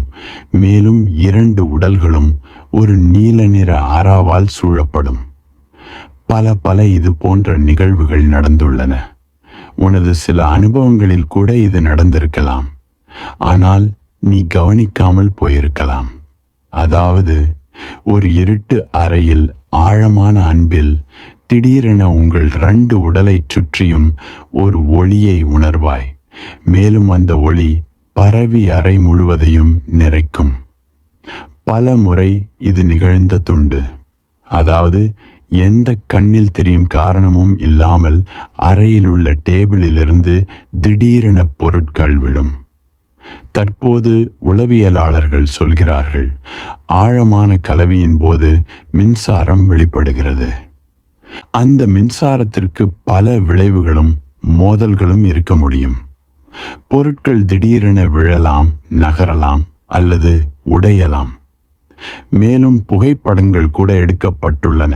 அவற்றில் ஒளி தெரிகிறது. ஆனால் அந்த ஒளி எப்பொழுதும் முதுகுத்தண்டை சுற்றியே குவிந்துள்ளது. ஆகவே சில சமயங்களில் ஆழமான கலவியின் போது கூட நீ உனக்குள் பார்த்தால் முதுகுத்தண்டின் நடுவில் ஓடிக்கொண்டிருக்கும் இழையை பற்றிய விழிப்புணர்வு உனக்கு ஏற்படலாம். தந்திரா இதை நன்றாக அறிந்து இதன் மேல் வேலை செய்திருக்கிறது. மேலும் தந்திரா கலவியை இந்த உணர்தலுக்காக பயன்படுத்தி இருக்கிறது. ஆனால் அப்போது கலவி முற்றிலும் வேறு விதமாக இருக்க வேண்டும். அதன் குணாதிசயம் வேறு விதமாக இருக்க வேண்டும். அது முடித்துவிட வேண்டிய ஏதோ ஒன்று அல்ல. அது வெளியேற்றுவதற்காக செய்யும் ஏதோ ஒன்று அல்ல. இது அவசரமாக செய்து முடிக்க வேண்டிய ஏதோ ஒன்று அல்ல. இது உடலளவிலான ஒன்று அல்ல. இப்போது இது ஆழமான ஆன்மீக பரிமாற்றம்.